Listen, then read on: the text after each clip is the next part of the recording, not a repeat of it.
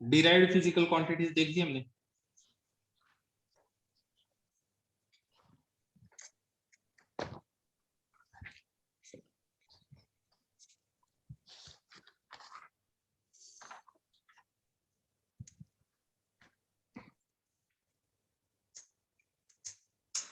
अब देखो derived physical quantities होती क्या है, वो तो हमें पता ही चल ही गया।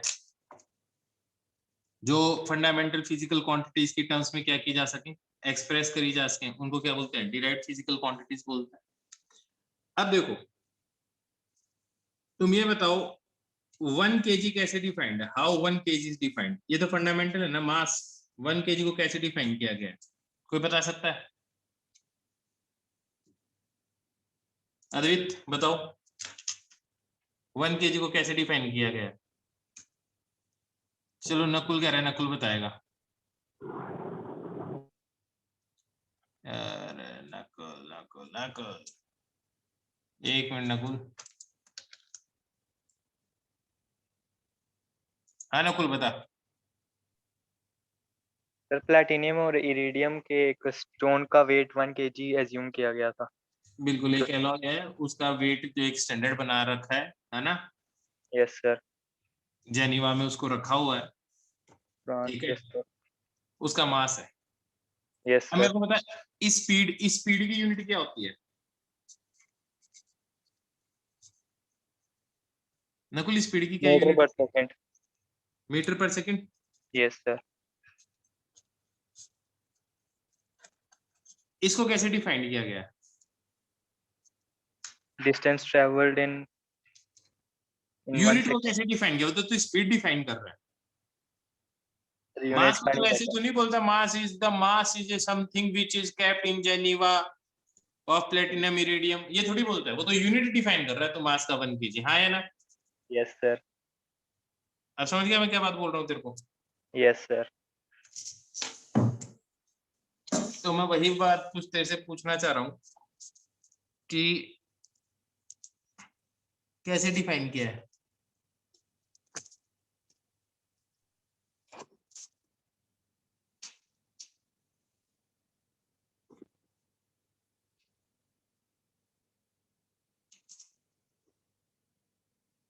हाँ नकुल,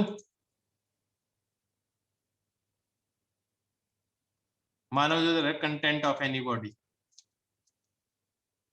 चलो मैं बताता हूँ तुम्हें, सुनो। एक्चुअली जो फंडामेंटल है ना, इन्हीं की यूनिट को डिफाइन करने की जरूरत है। अगर आप हर एक फिजिकल क्वांटिटी को एकदम इंडिपेंडेंट बना देते हो, हर एक के लिए यूनिट बन जाती है, और दुनिया में बहुत सारी फिजिकल क्वांटिटीज हैं, तो उन सब के लिए स्टैंडर्ड डिफाइन करना पड़ता, और फिर वो याद रखना भी मुश्किल कर हो जाता, हाँ या ना। क्या मेरी बात समझ में आ रही है?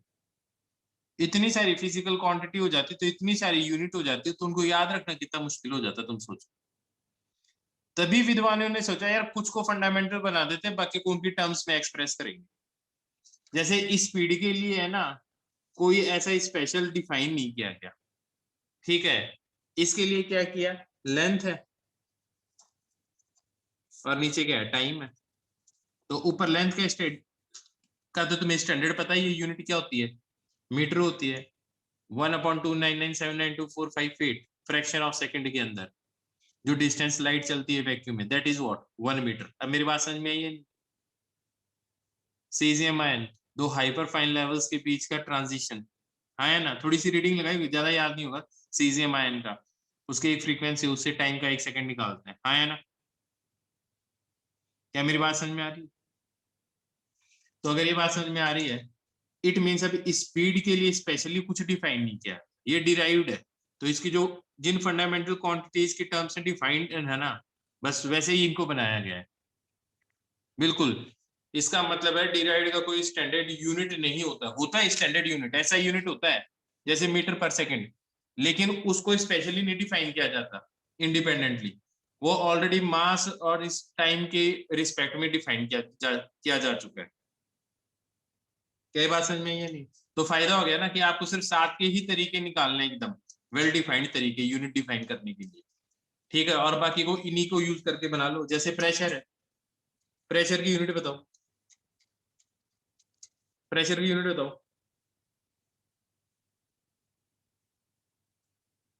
पास्कल, पास्कल कैसे डिफाइंड है? कहीं नहीं पढ़ोगे तुम कि कैसे डिफाइंड है। ऐसा यूनिट पास्कल है, एटीएम इज एटमॉस्फेरिक प्रेशर।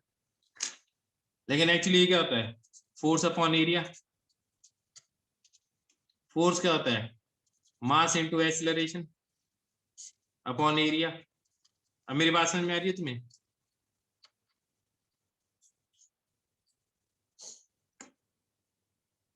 अब मास पता है, एक्सीलरेशन को भी रिप्रेजेंट कर सकते हैं, एरिया को भी लेंथ के टर्म से रिप्रेजेंट कर सकते हैं।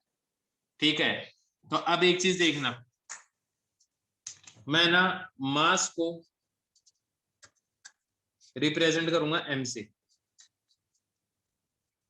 लेंथ को रिप्रेजेंट करूंगा l से, और टाइम को किससे रिप्रेजेंट करूंगा? t से। क्या बात समझ में आ गई? क्या बात समझ में आ गई? अब मेरे को ये बात बताओ,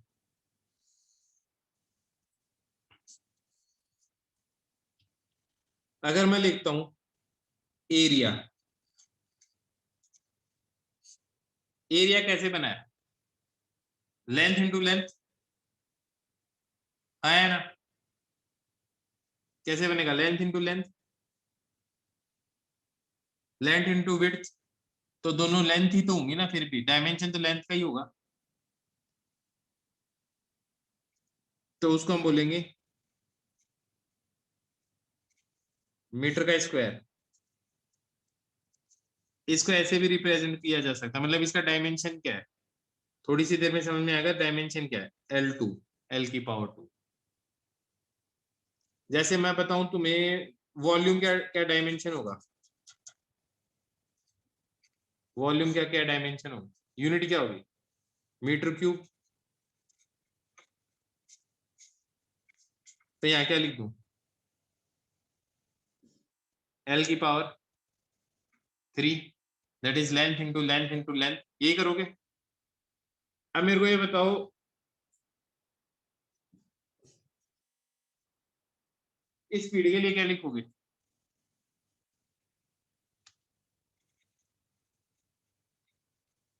मीटर सेकंड, ये लिखोगे। तो ऊपर तो मीटर के लिए क्या आ जाएगा? L, और नीचे सेकंड के लिए क्या आ जाएगा? T। तो क्या मैं इसको ऐसे लिख सकता हूं? L की पावर 1 और T की पावर -1, ऐसे लिख सकता हूं? कोई प्रॉब्लम है इसमें?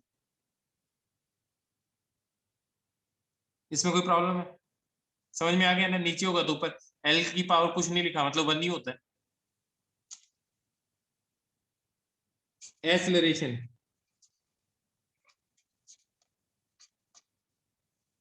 एक्सीलरेशन के लिए बताओ कैसे लिखूंगा?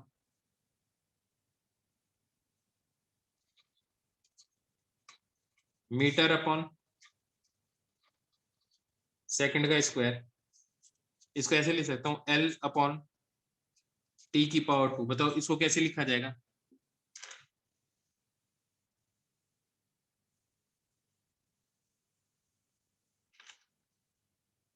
L T की पावर -2 आया ना? अब जरा देखो फोर्स, फोर्स क्या होता है? मास इंटू एक्सीलरेशन, और एक्सीलरेशन किसके बराबर है? Mass into acceleration. तो ये क्या चीज बन जाएगी? मास के लिए तो चलो मास ही लिखता हूँ, एक्सीलरेशन के क्या लिए लिखोगे? चलो तुम समझ गए क्या आएगा? L अपॉन T2, और मास के लिए M। आया ना? क्या ये बन जाएगा?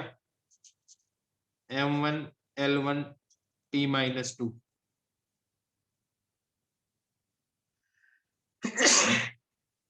क्या यहाँ तक बात समझ में आ गई?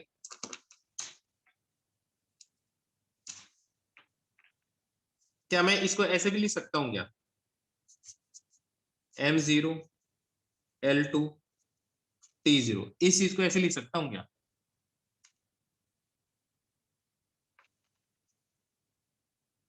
नकुल बोलो, इसको ऐसे लिख सकता हूँ क्या?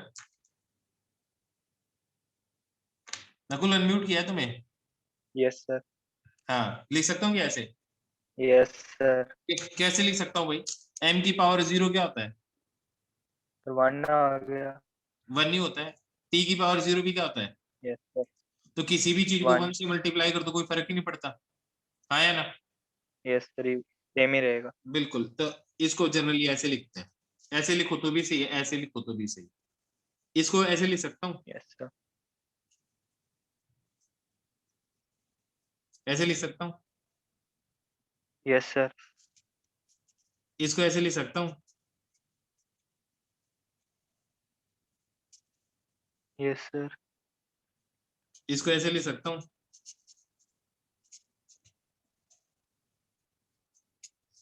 Yes sir. और इसको तो ऐसे लिख के रखा, क्या करें? इसमें तो है ही सारे के सारे। तो यस अब सर। सुनो ध्यान से, मैं एक चीज कहता हूँ। एक चीज होती है जिसको हम डिफाइन करते हैं, डायमेंशन। डेफिनेशन ऑफ डायमेंशन बताता हूँ, डायमेंशन क्या बोलते हैं। डायमेंशन, ध्यान से देखना, मैं यहाँ बोलता हूँ डायमेंशन ऑफ फोर्स। फोर्स का डायमेंशन बता रहा है। मैं कह रहा हूँ dimension of force is 1 in mass, 1 in length and -2 in time। क्या ये बात समझ में आई? Yes sir. तो अब बताओ डायमेंशन क्या है? अब ऐसे बताओ, बताओ डायमेंशन ऑफ एक्सीलरेशन। एक्सीलरेशन का डायमेंशन क्या है? 0 of mass, 1 of 1 length of and 1 in length, -2 of -2 in -2। time। Dimension of volume बताओ। 0 इन मास, 3 इन लेंथ, 0 इन टाइम। बस अब ठीक है। अब ये बताओ डायमेंशन की डेफिनेशन में बोलूंगा, ध्यान से सुनना, मैं लिख भी रहा हूँ साथ साथ में। यहाँ पे लिख रहा हूँ मैं डायमेंशन की डेफिनेशन, ठीक है? Yes sir. अगर समझ में आ जाए तो बता देना तो मेरे को अच्छी तरह से। मैं कह रहा हूँ डायमेंशंस आर द पावर्स, ये पावर ही है। Yes sir. Dimensions are the powers, पहले सुन लो बाद में लिखना है। Dimensions are the powers to which fundamental physical quantities are raised. ये फंडामेंटल फिजिकल क्वांटिटीज है, इनको रेज यस सर। किया। हाँ है ना? यस तो सर। सुनो, dimensions are the powers to which fundamental physical quantities are raised to express a given physical quantity। लिख रहा हूं मैं, dimensions are the powers to which fundamental physical quantities are raised to express a given physical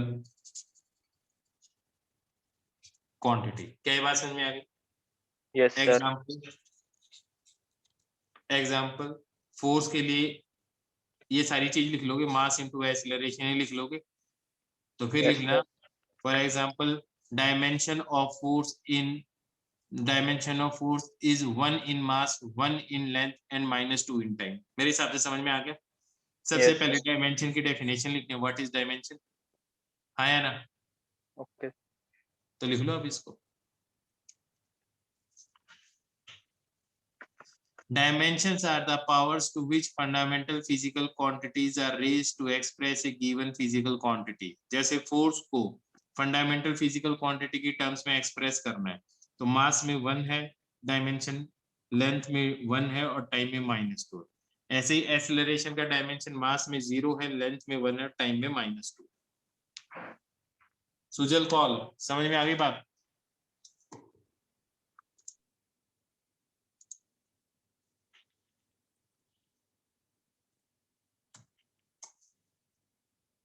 Sujal unmute किया है तुम्हें, बताओ।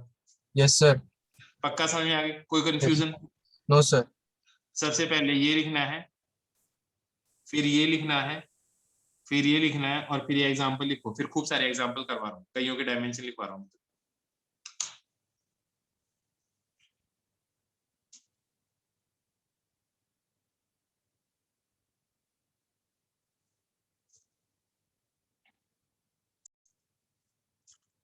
इन सबके dimension बताने हैं आपको।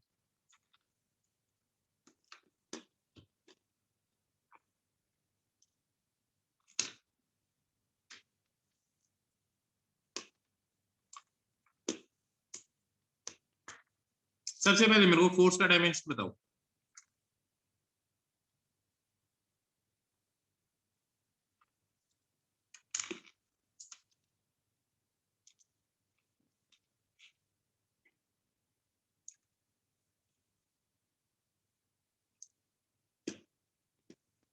अभी करवाया था।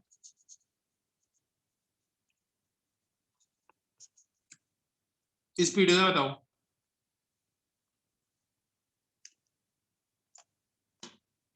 अभी स्पीड का बताओ।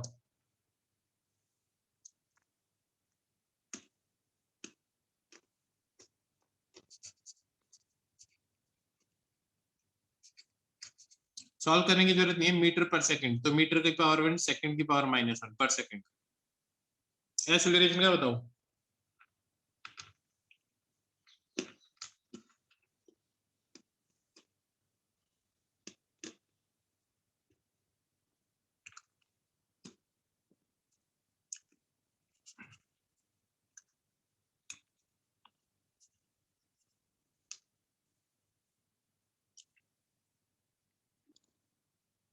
अब सुनो, प्रेशर का बताओ। फोर्स अपॉन एरिया होगा ना, सही बात है। फोर्स का डायमेंशन क्या है तुम्हें पता है, m1 l1 t - 2, ये याद रखना तुम्हें, फोर्स का डायमेंशन याद रखना तुम्हें, m1 l1 t - 2। और नीचे एरिया का डायमेंशन क्या आएगा, l2। ऊपर जाके ये क्या हो जाएगा,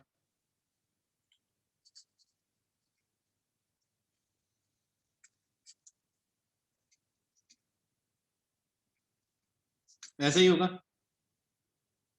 ऐसा ही होगा।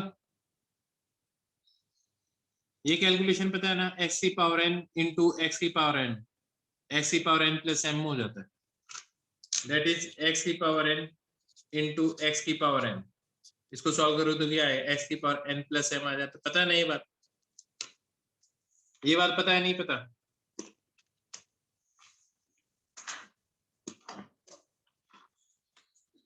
-2 + 1 क्या आ जाएगा, फाइनल आंसर आएगा इसका m1 l-1 t-2। किस किस का सही है, किस किस का सही है, समझ में आ गया सबको, समझ में आ गया। वर्क का डायमेंशन बताओ, वर्क का,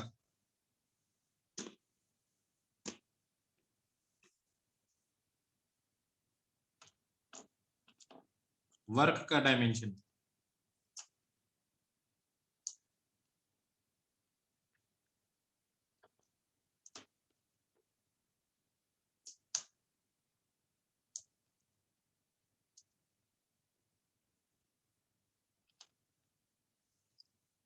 बहुत बढ़िया।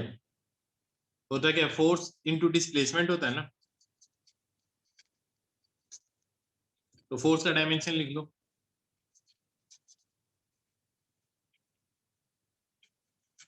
और फिर लेंथ का डायमेंशन और लिख लो।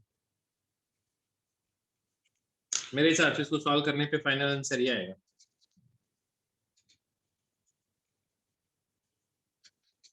क्या ये बात सही है, किस किस का सही आया है, केशव एकदम बढ़िया, बहुत बढ़िया। अब मेरे को पावर का बताओ, पावर का, पावर का डायमेंशन क्या होगा। पावर पता है ना क्या होता है, work done per unit time.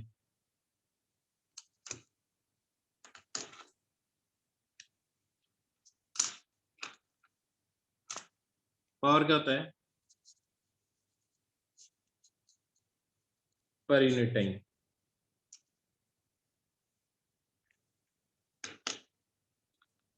तो वर्क क्या है, ये डिवाइड बाय टाइम कर दोगे तो टी की पावर -3 हो जाएगा। मैं डायरेक्ट लिख रहा हूँ।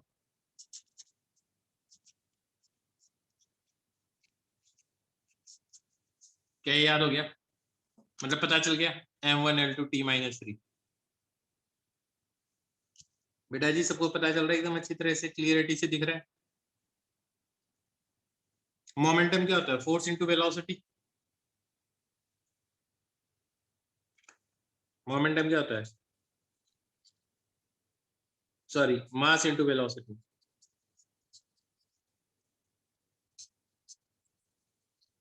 बताओ इसका डायमेंशन क्या आएगा।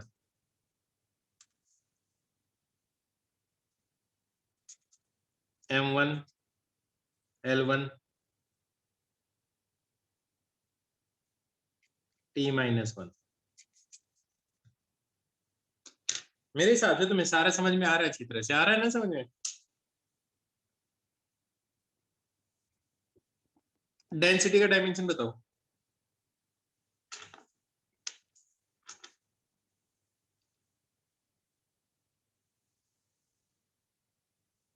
वेलोसिटी क्या होता है, वेलोसिटी और स्पीड सेम ही तो होता है, मीटर पर सेकंड। मीटर के लिए l और सेकंड के लिए t-1। मास से मल्टीप्लाई कर दिया। डेंसिटी का डायमेंशन बहुत बढ़िया, डेंसिटी होता है mass upon volume. Mass upon volume.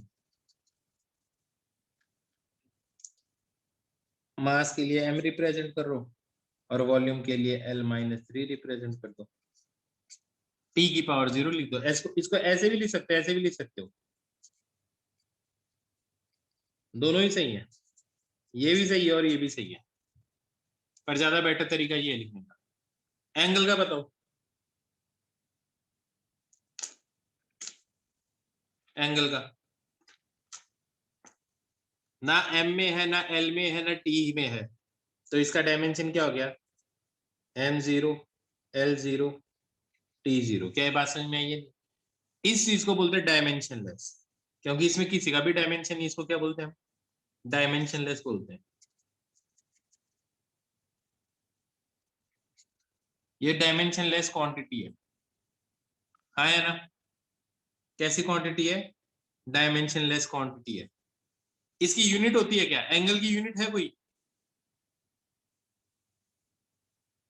Solid angle की भी इसकी यूनिट है क्या, कोई यूनिट होती है एंगल की, बिल्कुल होती है। यूनिट क्या होती है इसकी, रेडियन। इसका मतलब हाँ तो कर सकते हैं, करने के लिए कब मना कर रहा हूं, पर डायमेंशनलेस है। 7 फंडामेंटल फिजिकल क्वांटिटीज के टर्म्स में नहीं लिख सकते आप। बात समझ में आई या नहीं है। डायमेंशन का मतलब एम एल और टी की टर्म्स में लिखना आपको, स्टेडियन को भी नहीं लिख सकते। अब एक चीज होती है रिलेटिव डेंसिटी।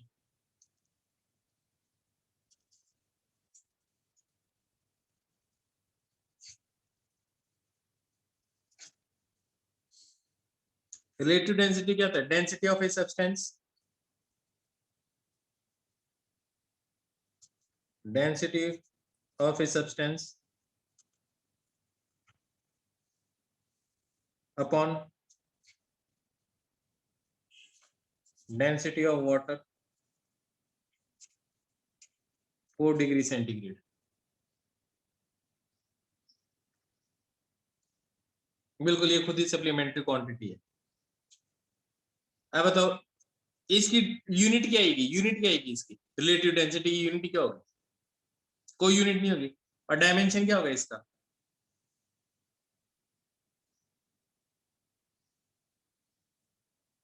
डायमेंशन क्या होगा इसका। So this physical quantity is unitless as well as dimensionless। क्या बात समझ में ये नहीं, पर ये फिजिकल क्वांटिटी यूनिट है लेकिन फिर भी डायमेंशनलेस है, तो ऐसा हो सकता है। ये बताओ कभी ऐसा हो सकता है क्या कि चीज यूनिटलेस हो लेकिन उसमें डायमेंशन हो, ऐसा हो सकता है कि यूनिटलेस तो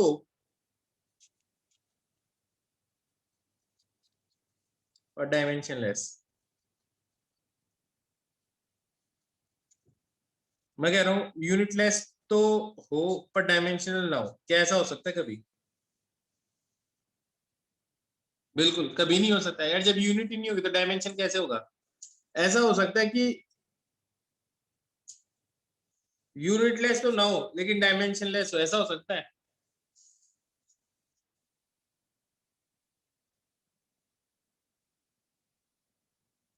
है ही, अभी अभी तो देखा है एंगल। हाँ है ना? इसका मतलब this is not possible, this is possible. ऐसा हो सकता है कि यूनिटलेस भी ना हो और डायमेंशनलेस भी ना हो, ऐसा हो सकता है।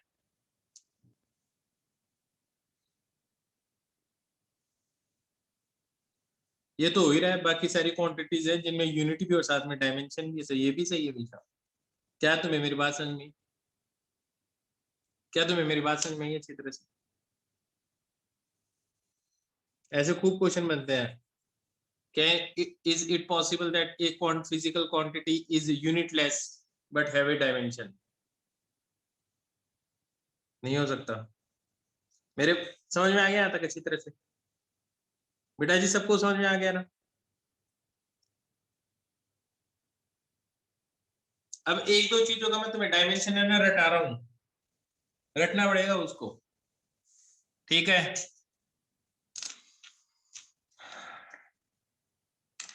बाद में आगे पढ़ाऊंगा तब पता चल जाएगा उनके बारे में। जैसे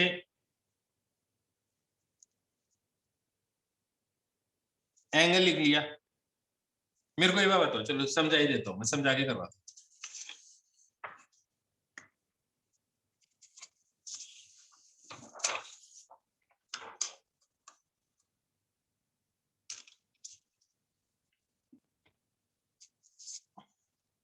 ए बात बताओ, ये मार्कर है यहाँ पे और ये मार्कर है यहाँ पे, इसकी नंबरिंग कर दी ए, इसकी नंबरिंग कर दी बी, ये दोनों मार्कर आ गए यहाँ पे।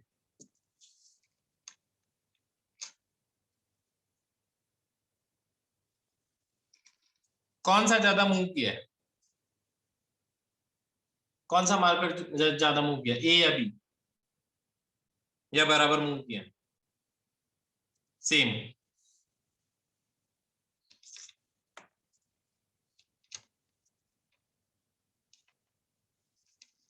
अब कुछ अंतर है क्या दोनों में? देखो पहले पहले पहले देखो क्या हुआ था, ध्यान से देखना, तुम समझना इस बात को जो मैं समझाना चाहता हूँ। और दूसरी बार देखो,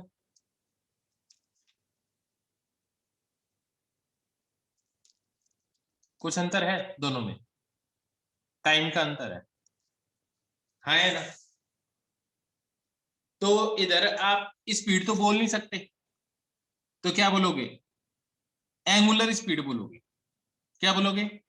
एंगुलर स्पीड। हाँ है ना? जैसे ये दोनों चीजें चल रही हैं, दोनों में कोई डिफरेंस है? मानो जो समझ में आएगा, दोनों में कोई डिफरेंस है इन दोनों में? जरा देखो, आप बताओ दोनों में कुछ डिफरेंस है?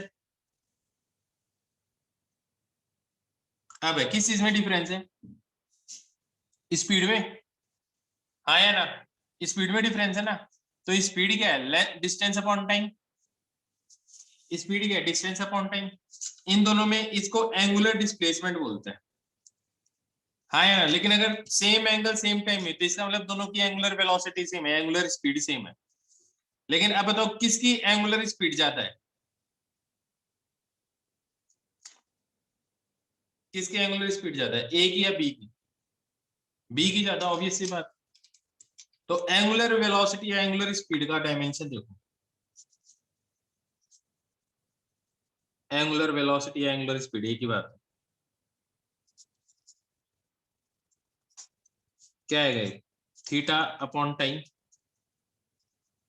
डेल्टा मतलब चेंज, कितना आ जाएगा? थीटा किस में होता है? रेडियन। तो ऊपर का डायमेंशन क्या आ गया? 0। और नीचे टाइम का डायमेंशन क्या आ गया, तो क्या डायमेंशन आ गया एंगुलर वेलोसिटी का,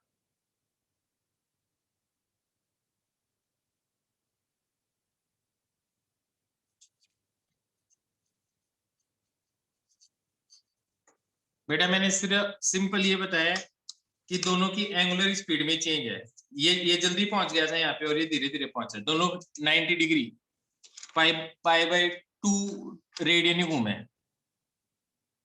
थीटा से पहले कुछ नहीं लिखा मैंने, डेल्टा, डेल्टा मतलब चेंज, फाइनल माइनस इनिशियल, जैसे मैं ऐसे लिखता हूँ ना, T final minus T initial, इसको मैं ऐसे भी लिख सकता हूँ डेल्टा टी। अब समझ गया, टाइम इंटरवल हो गया। एंगुलर वेलोसिटी का डायमेंशन समझ में आ गया, तो एंगुलर वेलोसिटी का डायमेंशन क्या होगा, एंगुलर वेलोसिटी एंगुलर स्पीड का डायमेंशन क्या होगा, m0 l0 t-1। क्या बात समझ में आ गई, डेल्टा का सिंबल है, ये हो गया ट्राइंगल हो गया छोटा सा, ये वाला सिंबल, ये लो डेल्टा। अब ठीक है, क्या बात समझ में आ गई बेटा जी, ये बात समझ में आ गई सबको, आनी थी तो, एंगुलर स्पीड समझ में आ गई। अब बताओ तुम मेरे को खुद ही आइडिया दो, एंगुलर एक्सेलरेशन का क्या डायमेंशन होगा, एंगुलर एक्सेलरेशन का क्या डायमेंशन होगा, बिल्कुल ये 11th क्लास में पढ़ाऊंगा, सर्कुलर मोशन ये सब पढ़ाऊंगा। प्रॉब्लम ये है कि अभी मैं थोड़ा सा बेसिक आइडिया दे रहा हूँ, इनको आपको रट लेना है, जब चैप्टर पढ़ाऊंगा तब अपने आप पता चलेगा, रोटेशन रोटेशन चैप्टर पढ़ाऊंगा।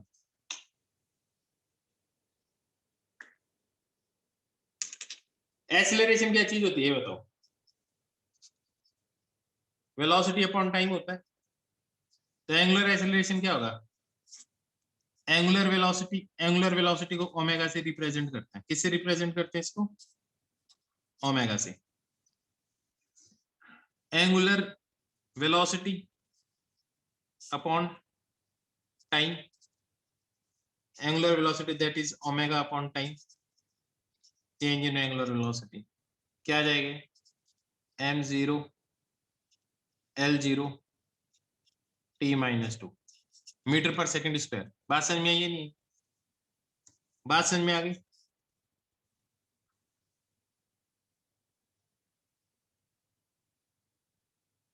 बात समझ में आ गई, याद रहेगा तुम्हें, तो दो चीजों को याद रखना तुम्हें, एक तो angular velocity, angular acceleration,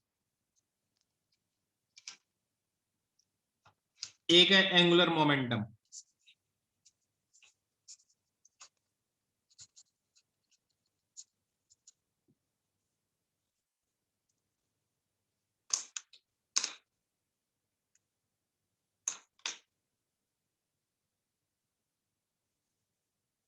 angular momentum और एक होता है टॉर्क।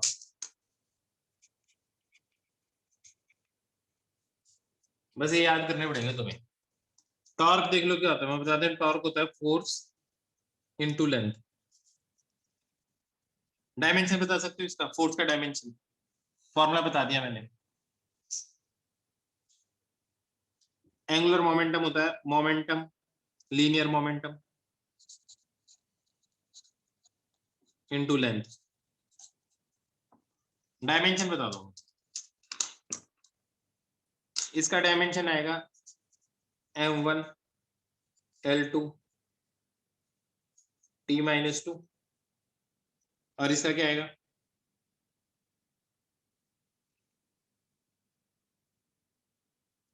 इसका क्या होगा,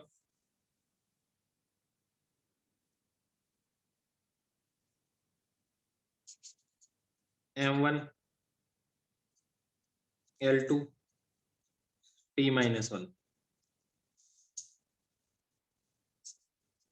मेरे को ये बताओ फ्रीक्वेंसी का डायमेंशन क्या होगा, फ्रीक्वेंसी का, फ्रीक्वेंसी का डायमेंशन क्या होगा,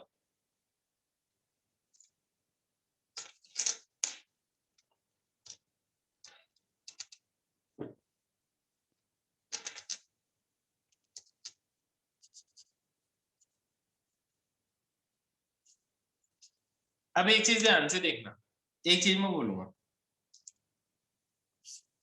टॉर्क का डायमेंशन और वर्क का डायमेंशन सेम है, अलग अलग है? ध्यान से देखो, सेम है, अलग अलग है?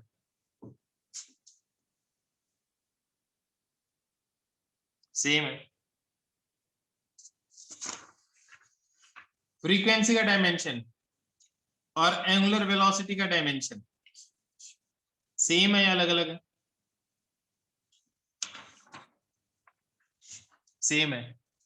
तो ये बात बताओ, ऐसा हो सकता है क्या कि दो फिजिकल क्वांटिटीज हैं, दोनों का डायमेंशन सेम हो? ऐसा हो सकता है दो फिजिकल क्वांटिटीज का डायमेंशन सेम हो? बिल्कुल हो सकता, हो ही रहा है तुम्हारे सामने, हाँ या ना? ये बताओ, कभी ऐसा हो सकता है क्या कि एक फिजिकल क्वांटिटी के दो डायमेंशन हो? कभी ऐसा हो सकता है कि एक फिजिकल क्वांटिटी के दो डायमेंशन हो? नहीं हो सकता ना? तो एक स्टेटमेंट लिखो, for a given physical quantity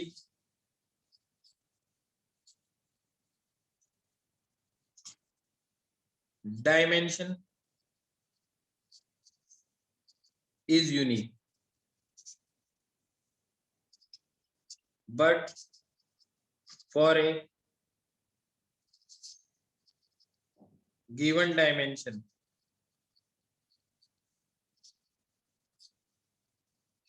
physical quantity is not unique। क्या ये समझ में आ गया बेटा जी? ये स्टेटमेंट समझ में आ गया सबको? For a given physical quantity dimension is unique, torque का डायमेंशन यही होगा, ये नहीं हो सकता। एक ही डायमेंशन होता है गिवन फिजिकल क्वांटिटी का, बट अगर आपको एक डायमेंशन दे दे तो आप ये नहीं बता सकते ये टॉर्क का या वर्क का है। क्या ये बात समझ में आ गई? तो for a given dimension physical quantity is not unique, but for a given physical quantity dimension is unique. क्या ये बात समझ में आ गई सबको?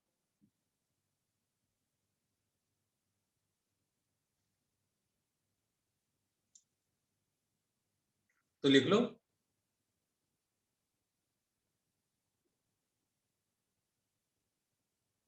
लिखो लिखो, सब लिखो। लिख लिया? बहुत बढ़िया। आनंदी, मैं ये कह रहा हूं कि for a given physical quantity, जैसे टॉर्क का डायमेंशन ये है तो टॉर्क का डायमेंशन ही नहीं आ सकता। तो एक गिवन फिजिकल, हर गिवन फिजिकल क्वांटिटी का डायमेंशन यूनिक होता है। लेकिन अगर मैं ये डायमेंशन दे दूं और मैं बताऊं फिजिकल क्वांटिटी कौन सी है, तो तुम टॉर्क भी बता सकते हो, वर्क भी बता सकते हो। तो इसका कहने का मतलब है for a given physical quantity dimension is unique. कोई भी मैं फिजिकल, जैसे मैं बोलूं प्रेशर का डायमेंशन क्या होगा, तुम एक ही लिखोगे, पांच जने अलग अलग जवाब दोगे, कोई सही नहीं हो सकता। लेकिन मैं एक डायमेंशन दो, मैं बोलूं क्या वर्क है, तो तुम तीन चार फिजिकल क्वांटिटीज बता सकते हो उसके लिए। तो for a given dimension physical quantity is not unique. अब समझ में आ गई बात आनंदी?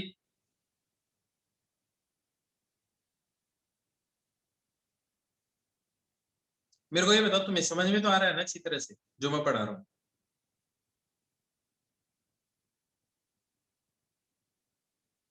ऐसे लग रहा है मैं कुछ ज्यादा जल्दी करवा रहा हूँ या ठीक है एकदम?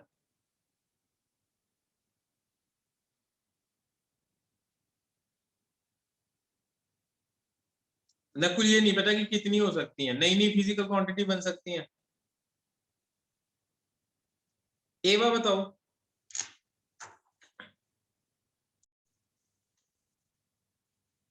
एवा बताओ।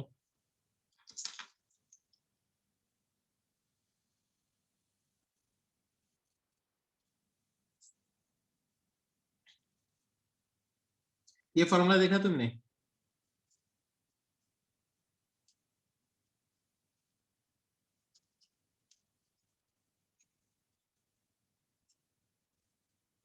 ये फॉर्मूला देखा तुमने?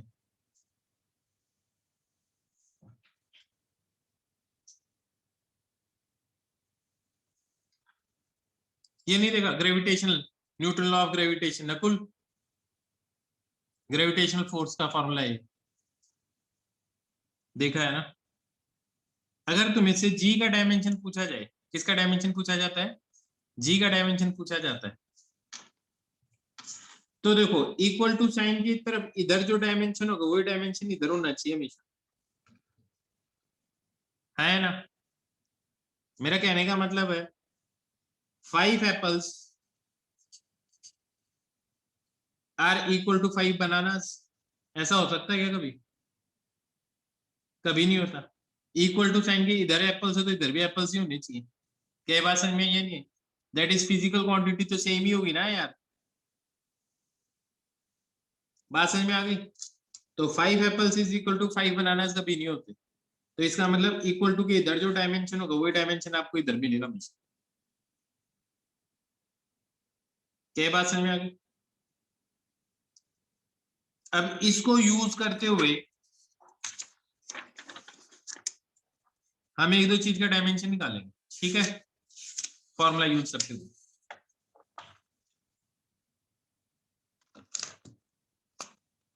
जैसे ग्रेविटेशनल कांस्टेंट का ही निकालना है,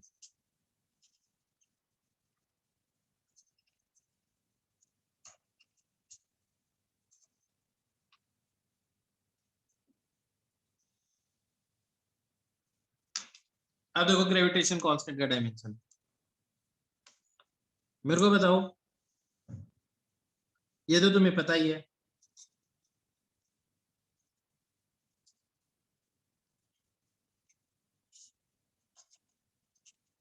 ये तो पता ही है, और जब ये पता है तुम्हें तो फोर्स का डायमेंशन क्या होता है,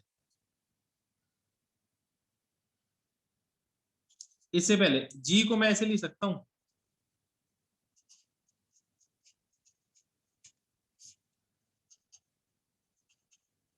ऐसे लिख सकता हूं जी को,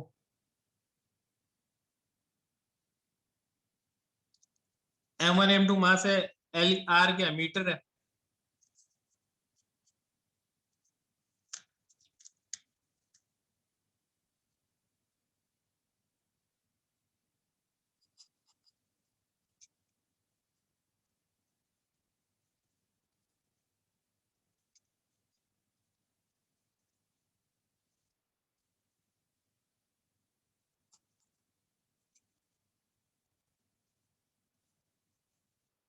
क्या ये बन जाएगा, तुम सॉल्व करो देखो क्या आएगा,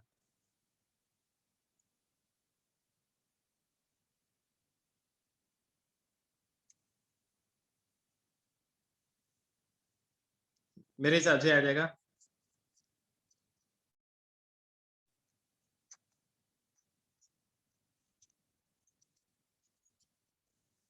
क्या ये आ रहा है,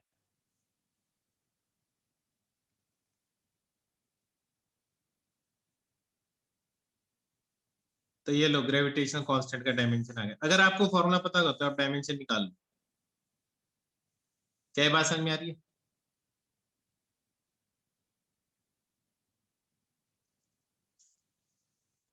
अब देखो ग्रेविटेशनल कांस्टेंट का डायमेंशन आ गया, सबको समझ में आ गया ना। ऐसे ही एक चीज का डायमेंशन और याद रखो तुम, मैं एक फॉर्मूला बता रहा हूँ, viscosity, coefficient of viscosity,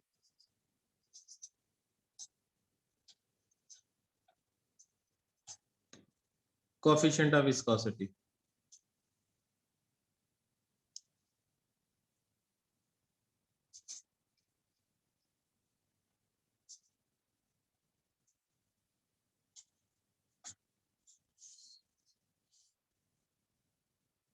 F force है,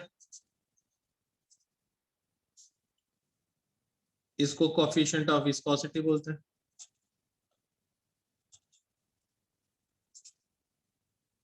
आर रेडियस है और वी वेलोसिटी है।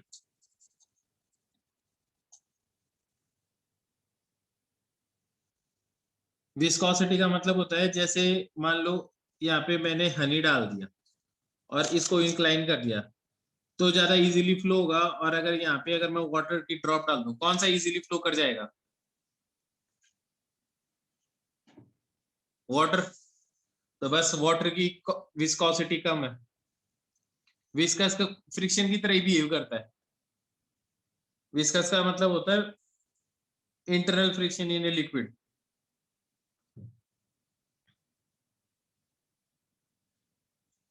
तुम्हें फॉर्मूला नहीं रख याद करना, तुम्हें डायमेंशन निकालना, डायमेंशन रटना है तुम्हें, जो क्वेश्चन आएंगे ना उसमें यूज होंगे ये। एक दो बार थोड़े बहुत रटना, बाद में धीरे धीरे सब याद हो जाएंगे। लिक्विड्स के लिए नहीं, एयर के लिए भी कोएफिशिएंट ऑफ विस्कोसिटी डिफाइन होती है, जैसे हीलियम के लिए अलग होगी, नाइट्रोजन की विस्कोसिटी अलग होगी, ऐसे। अब सुनो, पहले इसको करने से पहले एक चीज बताओ, 5 मीटर पर सेकंड स्क्वायर और 10 मीटर पर सेकंड स्क्वायर, क्या दोनों का डायमेंशन सेम होगा या अलग अलग होगा?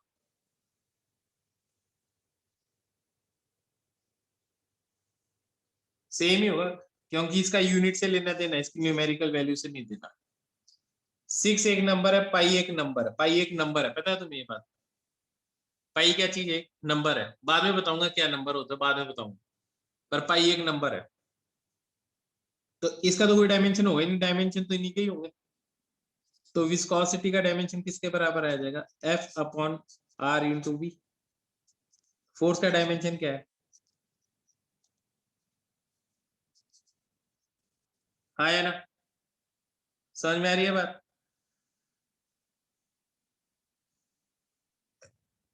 रेडियस एल और नीचे वेलोसिटी का क्या हो जाएगा? L T minus one. इस पूरे को सॉल्व करोगे क्या आ जाएगा? m1 l minus one T minus one. Solve करके देखो आ रहा है या नहीं आ रहा? सॉल्व करके देखो आ रहा है या नहीं आ रहा?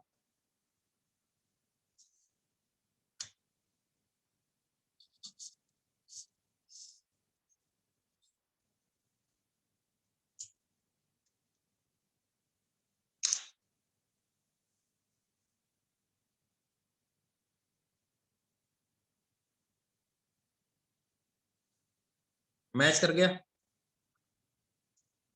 मैच कर गया?